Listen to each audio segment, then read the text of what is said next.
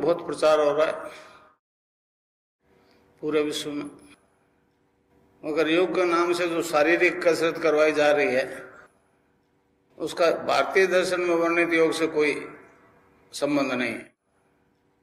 भारतीय योग दर्शन का मुख्य उद्देश्य मोक्ष है, साल्वेशन है। मैं 3 दफे यूएसए गया, 1 दफे इजराइल गया, वहां भी वही फिजिकल एक्सरसाइज है। योग क्या है? योग जो है हमारे दर्शन में, योग का मतलब होता है आत्मा और परमात्मा का साक्षात्कार। योग मतलब प्लस।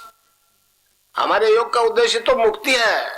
हमारे योग का मेन ऑब्जेक्ट मुक्ति है, रोग है ही नहीं।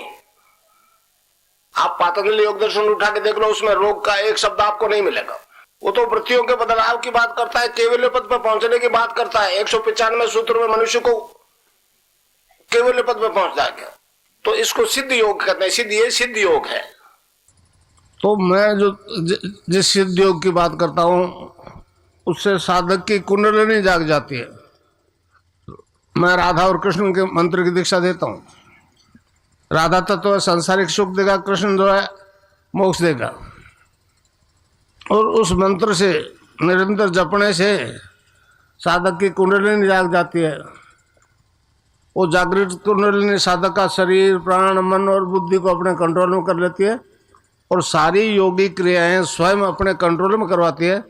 साधक उसको न कर सकता है न रोक सकता। अब विज्ञान बड़ा परेशान है। वो कहता है कोई दवाई दिए बिना ये बीमारियां ठीक नहीं हो सकती, मंत्र से ठीक नहीं हो सकती। मगर वो परेशान इस बात से है कि मैंने कम से कम 1000-1500 एड्स केस जो है केवल मंत्र से ठीक कर दिए।